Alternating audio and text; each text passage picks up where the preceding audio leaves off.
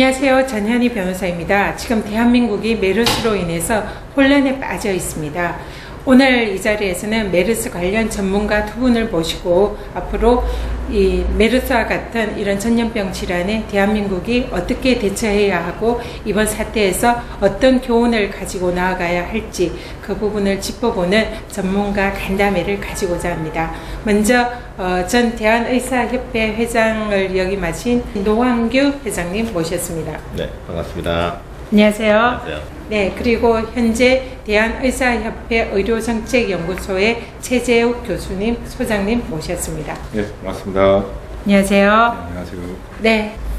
네, 지금 메르스가 그야말로 대한민국의 경제 위기를 포함해서 국민들의 생명과 건강에 치명적인 이런 위기를 불러오고 있는데 지금 이 상황에서 두 분이 이제 그동안 여러 가지 전문가로서 많은 활약을 해주신 걸로 알고 있습니다.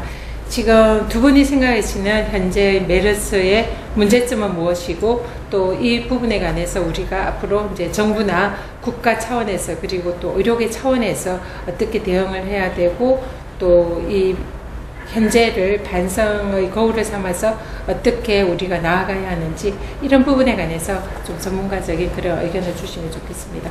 먼저 우리 노환규 회장님, 현재 메르스가 지금 오늘 현재 상황이 어떠신지 거기에 관해서 먼저 좀 말씀해 주시죠. 네, 오늘 7월 3일 현재 또 한 분의 삼성 서울병원의 의료진, 즉 간호사 감염이 보고가 되어서 지금 현재 184명, 총 확진자는 184명이고요. 그리고 이제 7분 퇴원하고 한 분 또 확진자가 생기면서 치료 중인 분이 어제 48명에서 오늘 이제 42명이 됐습니다. 한 나흘간 신규 확진자가 제로였었는데 네. 지금 어제와 오늘 이어서 의료진 감염이 지금 두 분이 나왔는데 네. 아직 이 의료진 감염에 대한 정확한 감염 경로가 밝혀지지 않아서 역학조사 중이라고 하는데 이번에 간호사의 감염 경로가 밝혀지지 않았다고요? 네, 그렇습니다. 그래서 지금 어제와 오늘 연이어서 의료진 감염이 나왔는데 그 역학조사 결과에 따라서 네. 이제 삼성서울병원의 운명도 또 앞으로의 추이 전망도 결정될 것 같습니다. 그래서 이번에 역학조사 결과 매우 중요하고요. 이제 한 가지 다행스러운 것은 반면에 다른 강동성심병원이나 네. 또 부산의 좋은강암병원 이런 그 지역 병원에서 추가 감염자가 나오지 않은 것은 좀 다행스러운 일이고 네. 아직까지는 지금 그 통제 범위 안에서 발생하고 있다고 생각이 들고요.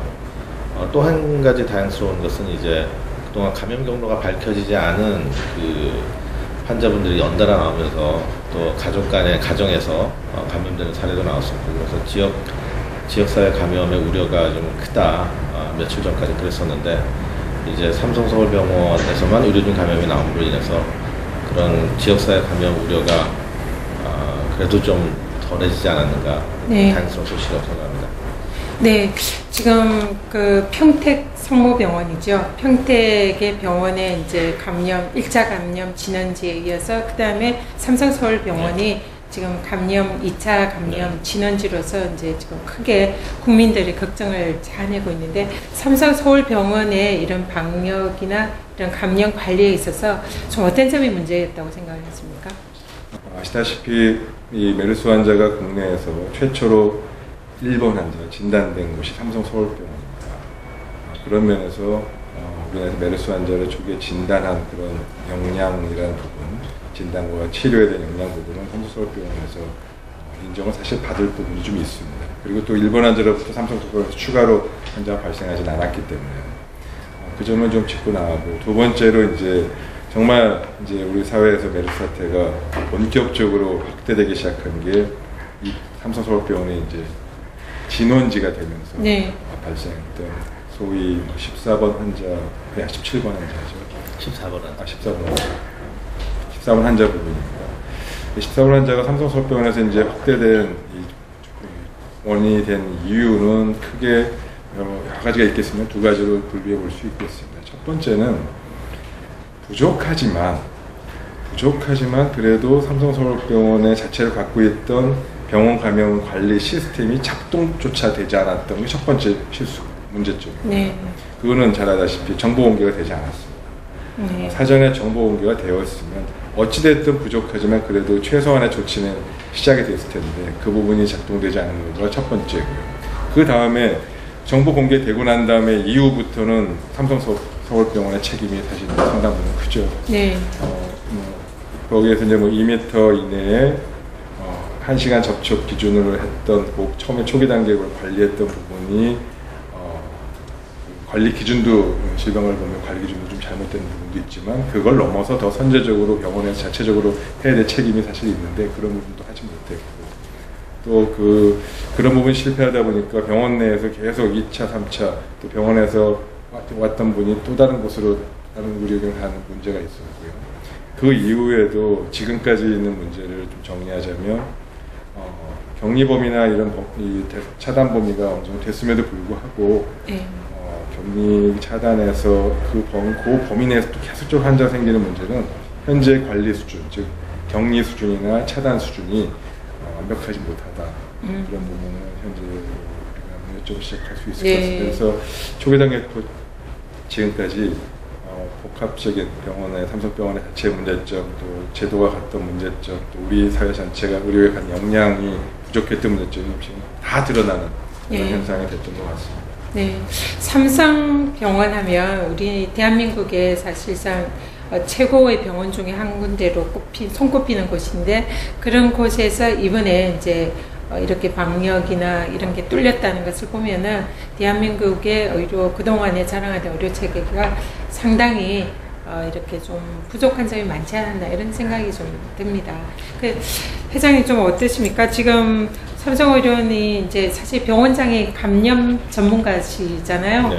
그런 이제 병원에서 이번에 이제 이렇게 메르스가 뚫렸는데 네. 지금 이번에 삼성의료원과 그리고 또 메르스 사태로 인해서 이런 국가 방역 체계가 뚫렸다 이런 지적들을 많이 하고 계시지 않습니까? 거기에 관해서 좀 의견이 어떠신지요?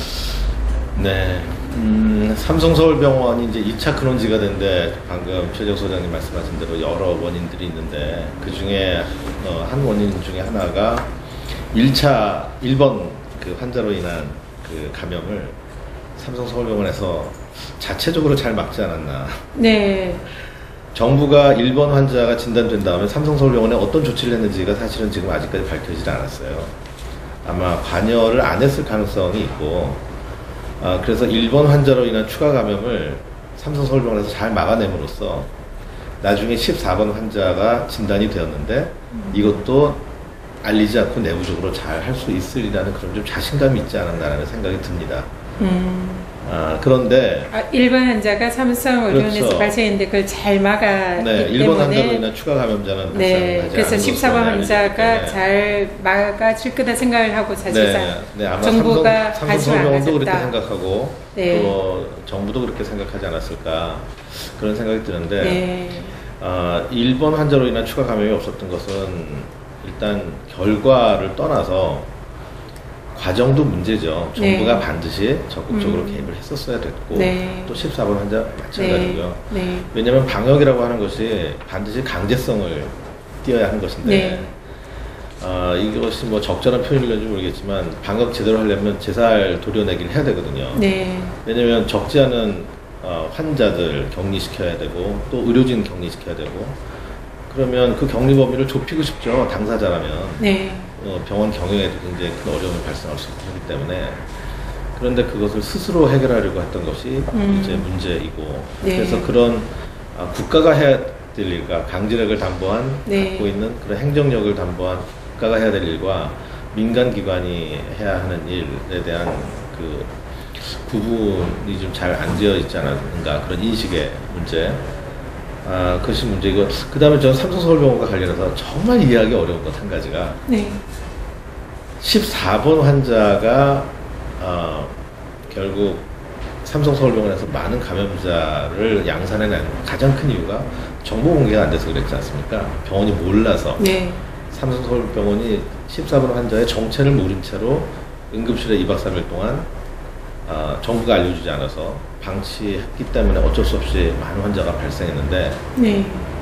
그렇다면 삼성서울병원이 거기에 대해서 피해자거든요. 네. 그럼 본인들이 그런 피해를 입었으면 이 환자들이 나중에 다른 곳으로 가게 되면 병원 정보 공개 안 된 상태에서 네. 그러면 또 다른 피해자들이 양산되지 않겠습니까? 네. 그거를 누구보다도 삼성서울병원은 잘 알고 있었을 텐데 네.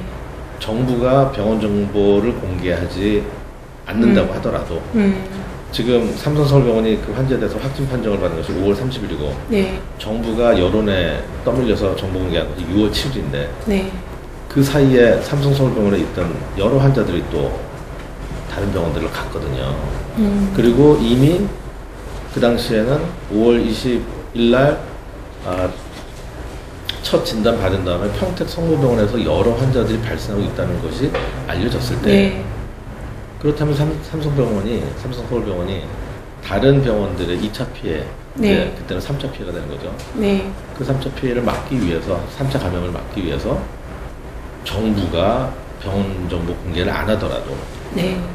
삼성서울병원이라도 적극적으로 나서서 그것을 했더라면 그럴 용기가 없었을까요? 네. 그랬더라면 저는 삼성서울병원이 상당히 이번에 면접을 받았으리라고 생각합니다. 그러니까 방역의 가장 최고의 책임자인 정부의 행정부의 수반인 대통령이 네. 그 자신의 책임에 대해서는 책임질 생각이 없이 오히려 또 다른 이제 감염 대책을 세우고 거기에 이제 열심히 진료를 하고 있는, 어떻게 보면 그런 병원장을 불러서 잘못을 전가하는 듯한 그런 이제 꾸짖음을 했다. 네. 이런 게 좀 부적절하다. 그런 책임 전가가 현장이 아니었나. 네, 조금 더 포함 말씀드리겠고요. 네.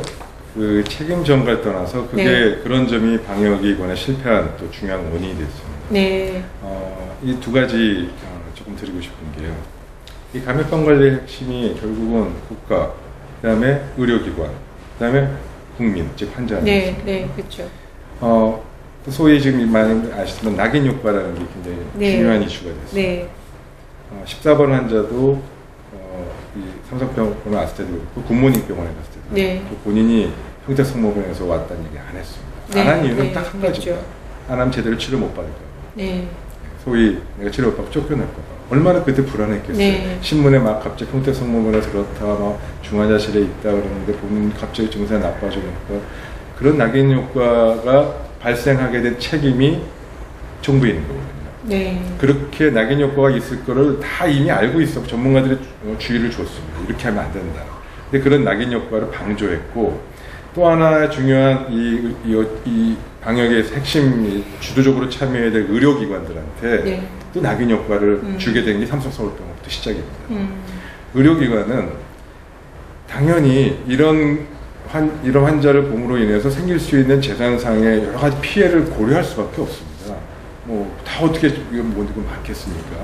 그러면 그런 부분에 대해서 환자도 그렇고 의료기관도 그렇고 당연히 정부에다가 이런 어려움이 있을 수 있습니다라고 정확하게 얘기해 주는 것은 당연한 거고, 정책 담당자에 결정할 사람은 그걸 고려해서 그런 부분을 극복할 수 있는 대안과 함께 방향을 제시해 줘야 의료기관도 적극적으로 참여하고, 내가 이렇게 환자를 오더라도 이게 재산상의 손실에 이런 어려운 점을 충분히 정부가 해주겠구나. 환자도 내가 신상이 공개되더라도 절대 불이익을 받거나 이거를 피해를 보지 않겠구나 해야 적극 신고하게 되는 거잖아요. 애초에 그렇게 설계라고 했어야 되는데 그런 생각은 전혀 없이 뭐 했는데 안 해서 이제 와서 정책 결정권자가 그때 잘할 거라고 믿고 잘한다고 해서 맡겨놨는데 뭐 이렇게 됐다는 거는, 그건 결정권은 그러면 국민한테 주세요. 결정권을 아예 의료기관한테 주는 게 낫지, 결정권을 가진 사람이 그때 그 결정해놓고 이제 와서 책임을 돌리는 거는, 네. 그거는 아니죠. 네. 지금 말씀하신 네. 부분이 굉장히 중요한 게, 지금 이제 벌써 메르스 발생하고 나서 한 달하고도 이제 보름 정도가 되어가지 않습니까? 메르스 종식론이 이제 조금씩 고개를 들었거든요. 네. 근데 지금도 누구나가 다 지금 메르스가 빨리 종식되기를 바라죠. 문제는 메르스를 지금 종식이 되고 있다고 보십니까? 장기전으로 갈 가능성이 많고요. 지금 핵심적인 문제는 뭐냐면, 저희가 정말 종식을 바라면, 네. 그러면 마지막 남아있을지 모르는 잠재적 감염자를 다 조사를 해서 적극적으로 실제 감염자를 찾아내야 되지 않습니까? 적극적으로. 네. 그걸 누가 찾아냅니까? 의료기관이 찾아내는 거죠. 네, 그렇죠. 현재로서는. 네, 정부도 네. 찾아내지만. 네. 그런데 의료기관이 지금 적극적으로 찾아내려고 안 하는 거죠. 오히려 그 반대인 거예요. 어떻게 정하고 있나요? 지금 만약에 확진자가 발견이 되면 그 병원은 폐쇄되거나 네. 이제 적어도 뭐 경희병원으로 이름이 올라서 네. 경희병원이나 확진자 발생병원으로 이름이 올라서 여러 가지 불이익을 받게 그러니까 되니까 낙인 효과가 찍혀서 그렇죠. 네. 이제 병원이 그래서 거의 문을 닫는 상황이 되는 진단하기를 원하지 않는 거예요. 네. 그것은 정부도 마찬가지입니다. 정부도 지금 한시 앞에 이 메르스가 중단돼서 이 대한민국 사회가 정상화되기를 바라는데 네. 그러면 지금 사실상 진단이 제대로 이루어지지 않고 있다는 지지신가요? 적극적인 진단이 안 되고 있죠. 그것만은 네. 틀림이 없습니다. 아, 그러면 진단이 적극적으로 되지 않아서 마치 메르스가 겉으로 보기에는 좀 줄어드는 것처럼 보인다는 그런 부분에 대한 우려가 있는 거죠. 네. 물론 지금 메르스의 증세가 일반 감기 증세와 굉장히 유사하기 때문에 네.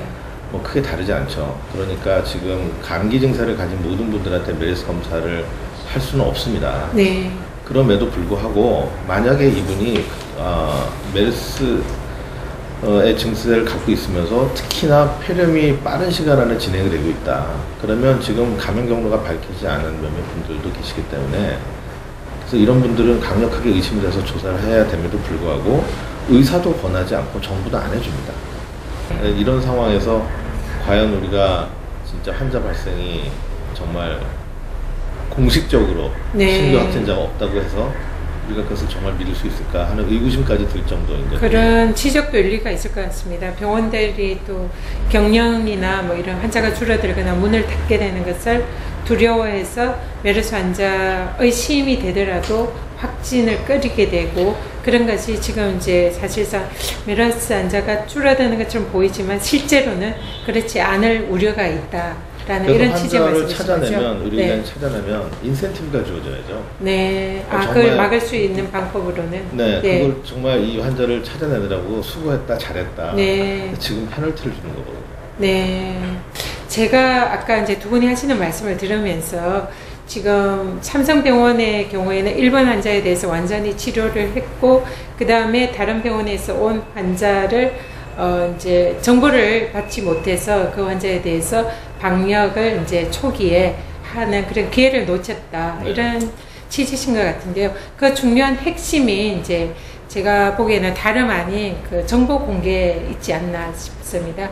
그런 부분에 관해서 우리 소장님께서는 그 메르스에 관한 정보 공개 과연 어떻게 하는 것이 맞다라고 생각을 하십니까?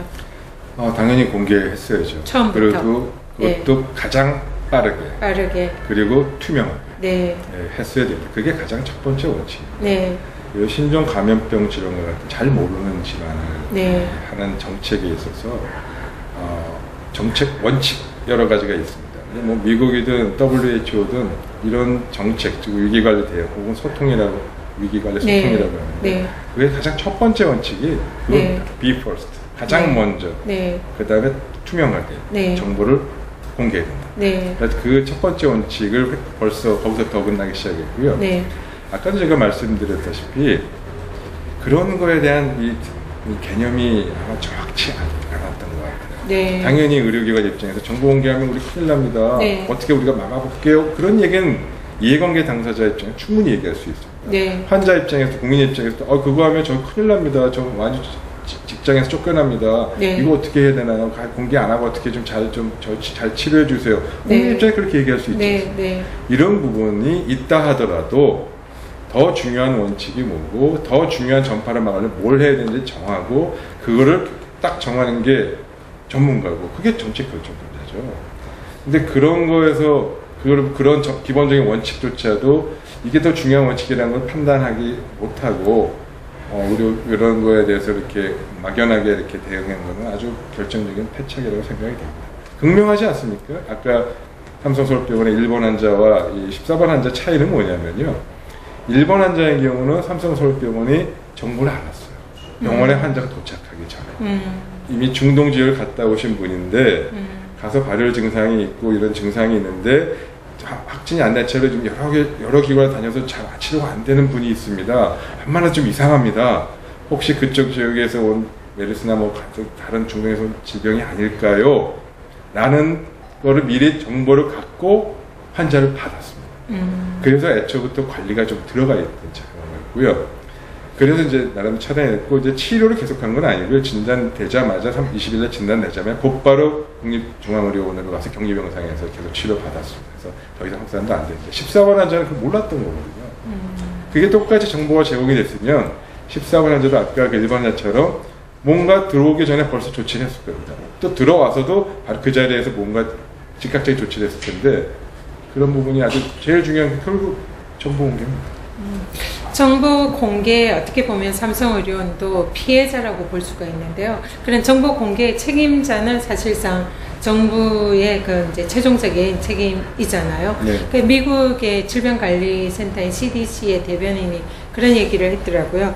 국민의 불안을 막으려고 하지 말고 아는 것과 모르는 것을 정확하게 국민들에게 알리면 국민들이 위기 극복의 파트너가 되고 또 그 극복의 참여자가 된다 이런 얘기를 했는데 왜 정부가 이렇게 전문가들도 그렇고 세계적인 추세에도 이런 정보 투명하고 신속하고 정확한 정보 공개가 이렇게 해야 된다라고 얘기를 하고 있는데 왜 정부에서는 이런 정보 공개를 또 아주 늦게 초기에 공개하지 않고 뒤늦게 언론이나 전문가들이 지적해서 겨우 마지못해 하는 식으로 정보 공개를 했잖아요.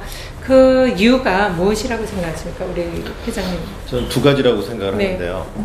첫 번째는 이제 보건복지부에 지금 보건분야 전문가가 없다라고 하는 것이 이제 네. 여러 차례 보도가 됐고 지금 이번에 복지부 장관도 보건의 전문가가 아니라 네, 많은 질타를 차관도 받았잖아요. 마찬가지고 네. 그리고 지금 메르스 대책 본부장을 맡고 계시는 실장님도 네. 또 마찬가지고 다 비전문가죠.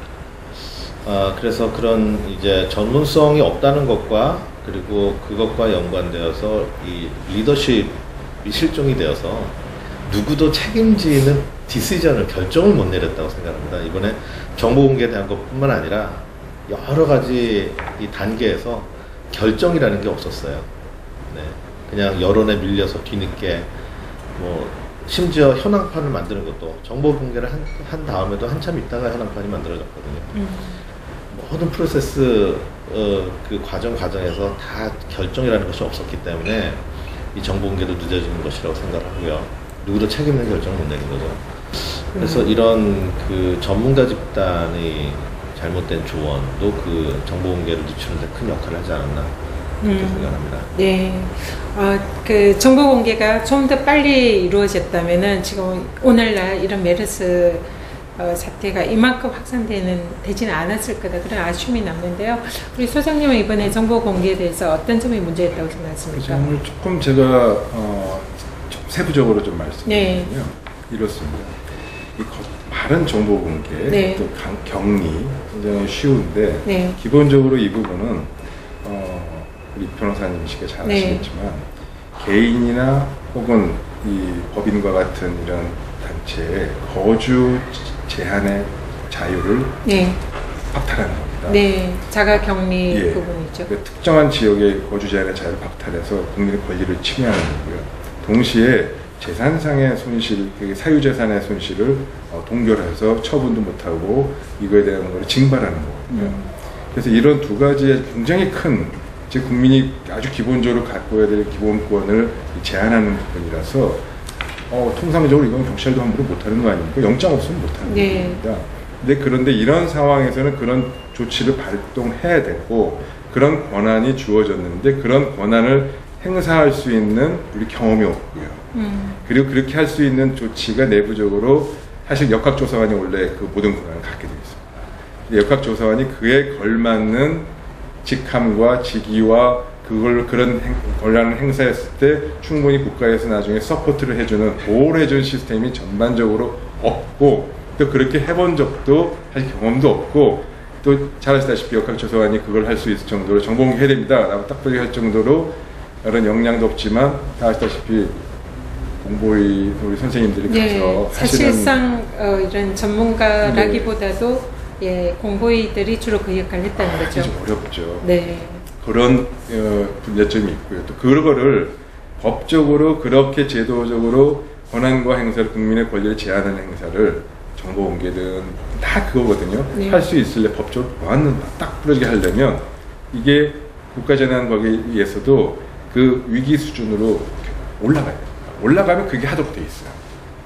아까 말씀드렸듯이 기본 원칙이라는 부분에 대해서 지키려면은 그것이 왜 이게 실행되려면 뭐가 필요한지를 정확하게 찾아서 그 문제를 해결해주는 정책 집행 능력이 결국 그거 아니겠습니까? 그렇죠. 책에 써져 있는 대로 뭐 말이야 누구든지 할 수 있지만 네, 그게 왜 안 들어갈까? 네. 이걸 해주려면 어떻게 해줄까도 고민해서 해주는 게 정책 결정권인데 그래서 본부장이나 막강한 힘을 주고 팀장이라는 힘을 주는데 그런 부분이 결국은 좀 부족하지 않았나. 네. 그런 부분이 결국은 안 돌아가는 이유 중에 하나였던 거죠. 이번에 이제 시스템은 있었는데 거기에 대해서 이렇게 어떤 절박성이나 심각성을 가지고 실질적으로 집행하는 이런 시스템이 오히려 가동되지 않았다는 그런 지적인 것 같은데요. 지금 시스템의 구멍이 많이 이번에 드러났잖아요. 네, 네. 방금 지적하신 부분 네. 대표적인 거죠. 시스템이 완벽하지 않았던 것이 큰 아쉬움이지만 시스템을 갑자기 만들 수 없으니 네. 시스템이 가동되지 않을 때 혹은 준비가 안 돼 있을 때 그것을 극복할 수 있는 것이 리더십이라고 저는 생각합니다. 네. 2003년도에 그런 리더십이 잘 작동됐던 거죠. 고건 총리가 나서서 국민들에게 담화문을 통해서 이해를 구하고 그때 사스 왔을 때 그때 그래서 이제 사스를 말씀하신 거죠? 성공적으로 막을 수 있었는데 이번에는 그런 리더십들이 전부 다 실종이 된 거죠. 네. 저는 이 메르스 사태의 공포를 굉장히 부추기는데 큰 역할을 한 것 중에 하나가 저는 휴교령이었다고 생각하는데요. 1000개가 넘는 학교가 휴교령, 1000개가 넘는 학교에 휴교령이 내려졌죠. 근데 부모들 입장에서는 네. 이제 학교에 애들 보내는 것이 네. 좀 아무래도 무서워서 네. 그랬을 수도 있었겠네요. 그러니 WHO도 그렇게 얘기했고요. 물론 WHO는 이제 조금 늦게 그 얘기를 하긴 했지만 그 얘기를 한 휴교령 불필요하다, 하지 말아야 된다 계속 얘기한 사람이 저 같은 사람 말고 누가 정부 당국 때 누가 있었나 생각이 들어요. 그런 분명한 입장 표명을 하지 않으니 그것 역시 책임질 문제거든요. 책임져야 하지만 필요한 얘기는 해야 되죠. 그 얘기를 하지 않으니 그 책임을 이제 결국에 학교장에게 일임을 했고 학교장이 알아서 자율적으로 판단해라. 학교장이 무슨 전문적인 지식이 있습니까? 그 책임을 미뤄놓은 거라고 저는 생각을 해요. 네, 뭐 휴교령에 네. 관해서 다시 말씀. 휴교령에 관해서 좀 말씀드리고 싶은 네. 거는 그 당시에 이제 용 교수님 말씀하셨듯이 휴교가 필요 없다, 안 해도 된다는 게 전문가의 공통적인 의견이고 그런 목소리를 내듣고 정부 입장에서 사실 이미 그런 표현을 사실 하긴 했습니다. 근데 늦었어요. 왜 늦었냐면 그 7월 그 초중순이거든요. 그때는 이미 국민들이 정부에 대한 신뢰도가 추락했습니다. 추락해서 어떤 얘기를 해도 믿지 않는 상황이 벌써 됐습니다. 그래서 그 전에 막았어야 됩니다. 그러나 전문가적인 소견으로 제가 한 가지 말씀드린다면 이런 가능성과 이런 가능성에 의해서 현재 저희가 판단하기는 굉장히 그 가능성은 없을 것 같습니다. 그러나 그 또한 학부모나 학부장의 의견을 존중합니다만 당연히 거기서 결정하실 일이지만 이런 전문가의 의견을 충분히 다시 한번 검토해 보시고 또 충분히 이런 부분들을 학교 구성원의 사람들하고 상의하셔서 세심하게 결정을 하셨으면 좋겠습니다. 정부 말은 좀 믿기 어려우시면 이런 객관적인 제3의 전문가들하고 같이 상의해 보시는 것도 좋지 않겠습니까? 이렇게 얘기를 하는 수동적인 자세밖에 될 수 없습니다. 네, 이렇게 국민들이 두려워하고 또 이렇게 전문적인 지식이 부족하다 보니 가장 무서운 것은 공포 그 자체라고 하잖아요. 그렇게 힘들어하는데 오히려 청와대에서는 뭐 이제 열감지기를 설치를 하면서 말로는 국민들한테 두려워하지 말라 이러니까 그게 이제 정부의 그 발언에 대해서 국민들이 신뢰감이 생기지 않은 것 같습니다. 오늘은 이 메르스의 초기의 방역 실패의 문제점과 그리고 뒤늦은 정보 공개로 인해서 국민들이 많이 불안해하고 실제로 그것이 방역 실패로 이어진 그런 문제점에 관해서 두 분의 전문가를 모시고 오늘은 말씀을 나눠봤습니다. 네, 오늘 말씀 주신 두 분 감사합니다. 감사합니다.